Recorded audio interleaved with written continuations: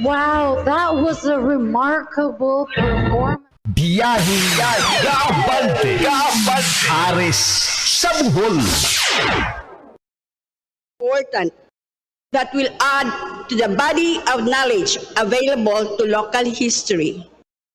This book is meant to remind present generation of how many millions of Boholanos have worked hard and strived to what we are now today.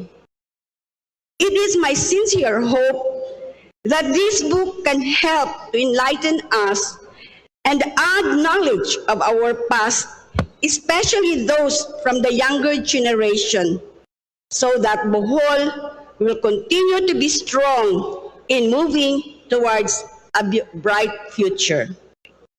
On this special day, I would like to present to Governor Enrico Aristotol Aris Omentado and for him to accept this gift of legacy from the Tirol clan and the Pamaral family.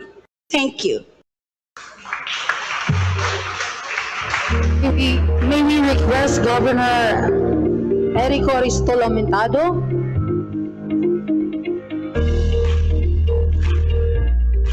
for the turnover of the history book.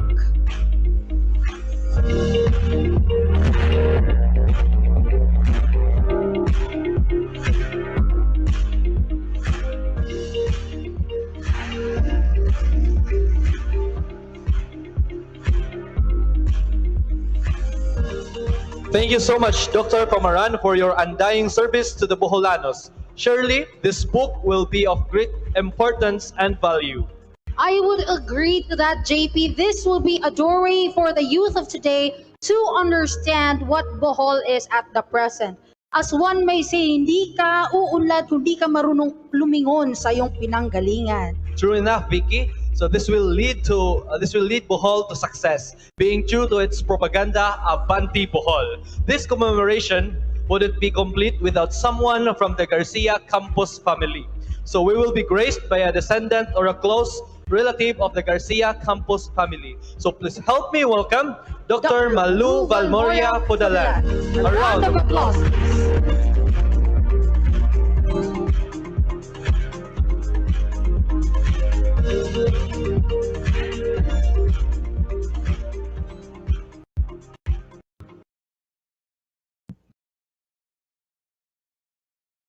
Honorable Enrico Aristotol Aumentado, Vice Governor Junicio Victor Balite, our City Vice Mayor Adam Hala, board members, public servants, our CPG awardees, the family of Victor de la Serna, Constancio Turalba, and my UB family, Sir David Pitirol. Fellow Boholanos, ladies and gentlemen, good morning. Firstly, I would like to introduce the family of the late President Carlos P. Garcia. As you all know, CPG married to Chalilang or Nang Inday to many, a beautiful pharmacist from Opon, Cebu.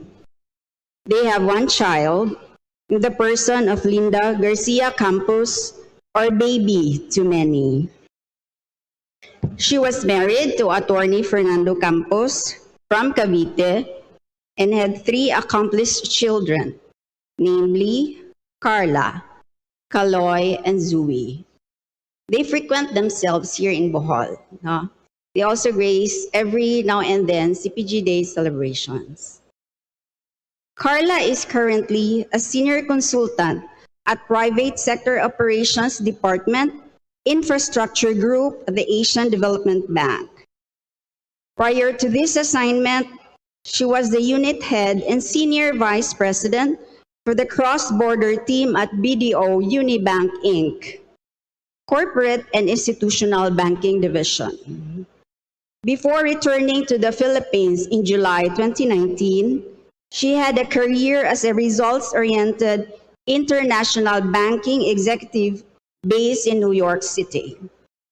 active in origination, structuring, and distribution of corporate projects, structured and leveraged finance transactions. Carla worked for several leading global financial institutions with active franchise in emerging markets, such as HSBC Securities Inc., HVB UniCredit New York branch, Bank of America Merrill Lynch, Bank of New York Mellon, and JP Morgan Chase Bank, all of whom she sits as an executive. Caloy or Jose Carlos succeeded his father as the president of the Leonila Realty and Development Corporation. Previously, he was the corporate social responsibility head for coordination and communications for Lopez Group Foundation, brand officer for Bayantel Communications and Sky Cable, a copywriter, a production assistant for entertainment, educational and cultural development for People's Television 4, as he graduated with a degree of Bachelor of Arts in Broadcast Communication in University of the Philippines. Doc Zooey or Isabel Bustos is an endodontist and has her private clinic in Rockwell. She is currently the president of Endodontic Society of the Philippines Incorporated and is married to a surgeon, Dr. Norman Bustos of Bulacan, and heads the medical city. Raul, their only son, is also pursuing a degree in medicine at Ateneo de Manila University. Mingaw po lang pamilya. Secondly, allow me to pinpoint a few legacy of the president. Without the direction that President Garcia charted during his term in office as president of our country, the Filipino First policy, his vision of making the Philippines economically independent was misinterpreted as anti-alien, but in reality, pro-Filipino and not anti-alien, but a path of peaceful cooperation and strategic alliance with our foreign partners to succeed in an era of global economic and political interdependence. Our country is slowly realizing that unless we become the masters of our economy and leave the production of goods and services to foreign-dominated enterprises, our country will remain weak and vulnerable to foreign manipulation.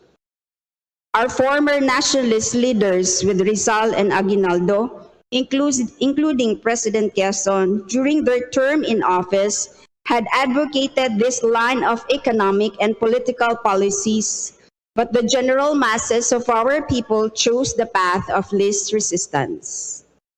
As chairman of the 8th Nation Southeast Asian Security Conference, which created the Southeast Asia Treaty Organization, or SEATO, he was the architect behind the improvement of Philippine-American relations and closer ties with our Southeast Asian neighbors.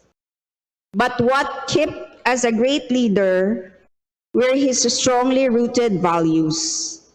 As Silvestre Sarmiento, first commissioner of the Commission on Audit, and a very young budget officer then of Malacanang, once wrote, and I quote, "President Carlos P. Garcia was a most exceptional man, a great talent yet humble, compassionate with high moral principles, and firmly committed to the socio-economic development of his beloved country. May today's youth emulate President Garcia's patriotism, self-reliant attitude, and high moral values." End of quote. As our theme of today's 126th birthday celebration is CPG, Iwag sa Kabatanunan, Paglaom sa Katilingban, I urge each and every youth to exemplify the virtue of humanity which CPG strongly upholds to. In his inaugural speech in 1957, CPG said, and I quote, "I believe in preparing the youth of the land intellectually and morally for the responsibilities and leadership they have to assume later in life. To the young leaders of Bohol, I quote the last statement of CPG in the same inaugural speech. He said, and I quote, "Invoke the aid of the divine creator, infinite fountain of all blessings, that we may have unity where we have been divided, that we may have faith and courage where we have faltered and weakened, that we may be given light and vision where we have walked in darkness, that we may have love where we have been selfish, and that we may achieve lasting peace, prosperity, and happiness for the people." End of quote. In behalf of the family of the late President and on my own, I wish to thank the administration of Governor Aris Amintado for continuing the tradition of celebrating the birth anniversary of the late President Garcia. As Governor Aris has already stated, Governor Erico, the late governor, was then part of the Garcia family, as he was with the Garcia family during his bar days, and he also was working as an apprentice at the law office of Garcia Campus in Bohol Avenue. So the Garcia family would like to congratulate the legacy that Governor Aris is continuing in behalf of Governor Erico Amintado. I would like to close by convening to our governor and other hosts of this anniversary celebration our deepest appreciation for celebrating his birth anniversary, and with a province-wide celebration, including the holding of this program in his honor. And we would like to also to congratulate the CPG awardees, former Governor Victor de la Serna. They are also very close, kay silingan man ni sila sa Efrocha at bang ni silang balay. And then Governor Constancio Torralba, and of course, Governor David Bitirol. We would like also to congratulate the turnover of the book history of Dr. Lumen T. Pamaran. And with that, I would like to close this by saying, Abante Bohol, thank you, mayong buntag ka natong tanan. Thank you so much, Doctor, for the land for that very sincere message. It is evident that Aris CPG's sa legacy. Bohol. So inyong nabati mga kaigsunan ang pipila ka mga speaker. Yun man in behalf ni Gobernador Aris Subitado dito inyo nabati usab ato nabati ang mga mensahe nga gipadangat usab ni Vice Governor Junicio Victor Baliti mga Sukindig Baminaw.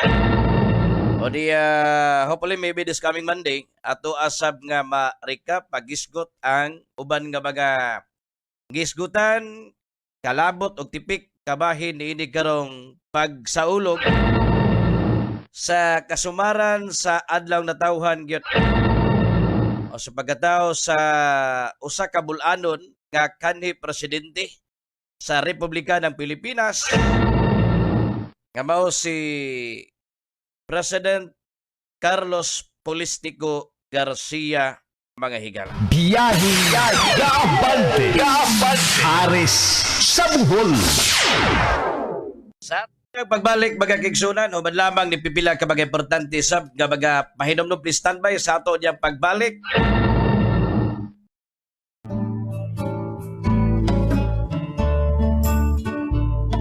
Alang sa ito mga sukindig paminawan nga dunay mga kaliwatan o kaparyentihan o kahigalaan nga tuwa sa gawa sa nasod kung mga overseas Filipino workers, kung buot mong mupadala o magpadala diya kaninyo og mga butang o mga kargamento sama nini mga balikbayan boxes, adto na mo sa Alin Cargo Express. Kay mo ni ang pinakasikat nga courier sa tibuok Pilipinas. Kay napabatud-an na sa atong mga overseas Filipino workers nga mao ni ang pinakapaspas nga modala muhatod sa inyong mga kargamento o mga balikbayan boxes kay 15 ngadto ra sa 20 kadlaw. Moabot na ang inyoha karon nga mga kargamento. Ang Alin Cargo Express adunay daghanan nga mga sangang opisina lukop kanasuran sama sa Hong Kong, United Arab Emirates, Cambodia, Dubai, Thailand, Japan o uban pa nga mga kanasuran. O aduna sab sila yung mga offer sama sa mga big discounts, free prices, o adunay money back guarantee. Once nga adunay damage ang inyong mga kargamento sa paghandling nini, di mo angay mabalaka tungod kay andam silang mo refund o mubayad. Padala your cargo with Alin Cargo Express and get a chance to win our amazing prizes. More than 1 million worth of cash prizes. Ang serbisyo sa Alin Cargo Express with utmost love and care. Aron ka mo makasiguro, bisita lang ilang official Facebook page, ang Alin Cargo Express Corporation. Biyahe Gaabante. Aris sa Bohol. O niya, sa mag-usap pa, mga sukitig baminaw, labi na sa ito mga sanog sanag nga mga bulanon, dili pahingpit nga natapos ang ato ang pagpabot kaninyo mga impormasyon kalabot sa programa. Kaganinang adlawan sa buntag didto gyud sa ground floor mga higala sa Kapitolyo diya sa Tagbilaran City, dinis probinsya sa Bohol. O niya, wa pa nato mapaminaw ang tibik o gabahin sa minsay sa Batanon. Og ingnon nato magagigsunan ng kasing-kasing may ingnon nato ba ligasiya sa dunay gugma nga pagbenerbisyo diya sa lalawigan sa Bohol. Anak sa kanhi gobernador o kongresista ni the late Attorney Erico Boylis Obidado, ang kasamtangan karon nga gobernador ang iyang anak nahimo sang kongresista o karon usa na ka gobernador. Ato sang pabidawon magakigsunan kay tipik og kabahin in town kini sa kasaulugan sa ika 126 nga kasubaran magakigsunan sa kasaulugan niining CPG Day magahigala dinhi sa probinsya sa Bohol. Ang atong mag-host atong ibalik. Love it, country. Yes, I would definitely agree with you in that, Vicky. And now, to deliver his commemorative message, please help me welcome a beacon of light and the father of Bohol, none other than Governor Erico Aristotel Aumentado. A round of applause, please.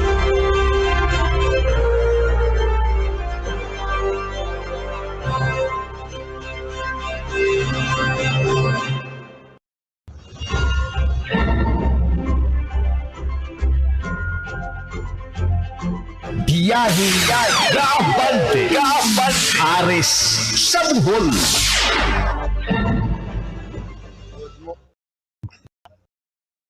Good morning, everyone.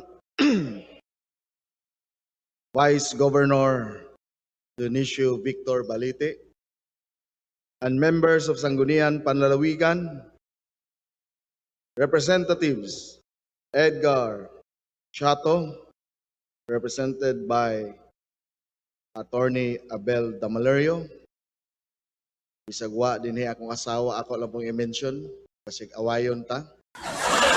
Congresswoman Maria Vanessa Cadorna Aumentado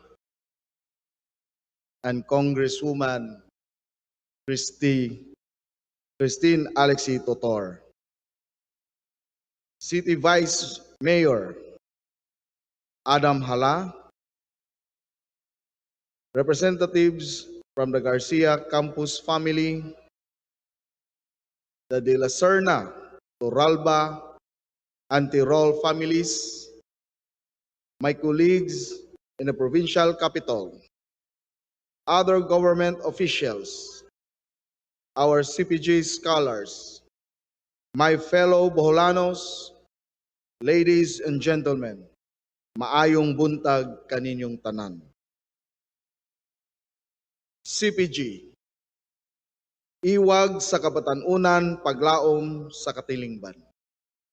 Mao kini ang tema nining pagsaulog nato karon sa ika 126 nga sumad sa adlaw na tawhan ni kanhi Presidente Carlos Polistico Garcia. When I reflected on our theme today, I realized it has also a personal meaning to me. If you remember, during my own inaugural address, I paid tribute both to the late President Garcia and my late father, Erico B. Omentado. I shared how their political lives crossed and intertwined. By God's unseen hands, that connection also gave birth to my own moment, passion, and commitment to serve our fellow Bolanos as a public servant. You see, my father grew up idolizing President Garcia. He was only 17 years old when then Vice President Carlos P. Garcia succeeded the presidency in 1957 when the beloved man of the masses, President Ramon Magsaysay, died tragically in a plane crash in a mountain in Cebu. Alang sa akong amahan, si Garcia usa ka hayag ug dakong iwag sa iyang kabatan-unan. But my father had known of the exploits of Garcia even before he became president of our republic. Caloy Garcia was a brilliant student, a top-notcher in the bar exam, destined for public service. He proved to be dynamic congressman and governor of Bohol and was elected senator of the republic just before the Second World War. He was a patriot who was active in the guerrilla movement against Japanese, even if he was placed on the wanted list with a price on his head. He served as advisor in the free government organized in Bohol. At the end of the war, Garcia resumed duties as senator. He was chosen Senate Majority Floor Leader and consistently voted as one of the most outstanding senators. Then he was elected Vice President in tandem with Magsaysay in 1953. The Mount Manunggal tragedy ironically propelled our Caloy Garcia to the highest post in the land. After failing a re-election bid, he retired from politics, but he was called again to serve his people, a call he cannot and did not refuse. During the 1971 Constitutional Convention, he was elected as delegate representing the 3rd District of Bohol. Guess who pushed him hard to run for a CONCON delegate and manage his campaign? Erico B. Omentado. It completed a full cycle. It was Garcia who prodded my late father to enter politics and supported him along the way. Then when the former president was already enjoying retirement, my father boldly urged him to serve one more time as a delegate in that convention. Garcia was even elected president in that constitutional convention. Deep into his giant task of guiding the making of the most important legislation in any nation, death cut him short just 2 weeks after his election. He died suddenly of heart attack on June 14, 1971. Literally, Garcia died with his boots on, just like his protege Erico Omentado. In public service, Garcia evolved into many faces: congressman, governor, senator, vice president, foreign affairs secretary, president of the republic, CONCON delegate, and president. In all this, he gave out his best, learned and skillful, dedicated and selfless, diplomatic and patriotic. Garcia loved his country so much. That's why he came up with his Filipino First policy, putting the welfare of Filipinos ahead of foreigners in trade and industry. I must confess that our Abante Bohol, Boholano First policy take its inspiration from that policy. He wanted to ensure good food security in the country. That's why he led the establishment of the International Rice Research Institute in Los Baños, Laguna. He wished for the nation to survive the economic difficulties it was then undergoing. That's why he initiated what he called the austerity program that put our limited resources to smart and wise use. He desired to revive Filipino cultural arts. That's why he instituted the Republic Cultural Award. To this day, the award is being given to outstanding Filipino artists, scientists, historians, and writers. He was a scholar, teacher, poet, orator, lawyer, political economist, guerrilla and military leader, and public servant par excellence. He was many things to many people. Yet the final feather on his glorious cap was he bowed out of public service and stained with corruption. He lived and died a poor man. These and many others are the lasting legacy of the man we honor today. Sa laktod na pagkasulti, si kanhi Presidente Carlos P. Garcia, usa ka lamdag og dakong naiwag sa iyang katawhan ilabi na alang sa mga kabatan-unan. Nining atong modernong panahon, karon diin mga batanon linga sa mga butang nga lumalabay o kalibutanon. Gikinahanglan nato ang usa ka Carlos P. Garcia kinsang kinabuhi o panag-ingnan angay sundon o kapanaminan. Our national hero, Dr. Jose Rizal, aptly described our youth as the fair hope of the fatherland. We cannot and do not argue with this wisdom. Yet, in these confused and confusing times, our youth all the more need a model to emulate and follow. Our own CPG is that towering image and shining example that can rightly serve as their model.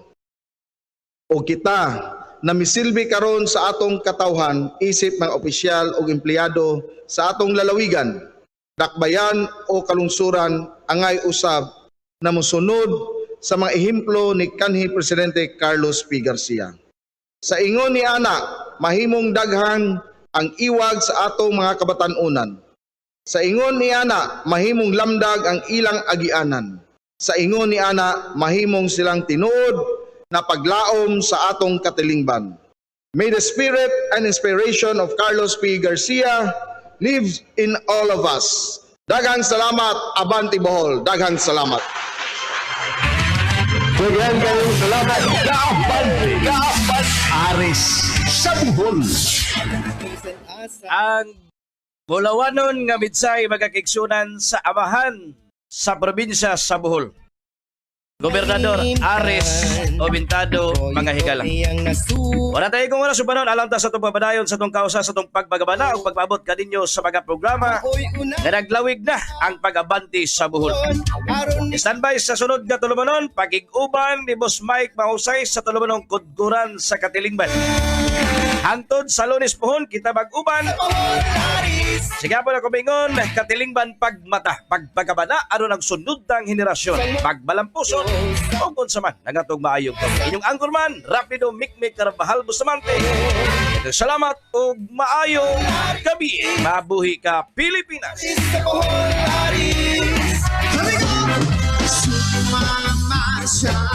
Biyahe Kaabante. Aris sa Bohol. Inyong debate ang laing biyahing gaabante. Aris sa Bohol, sa Kalambuan.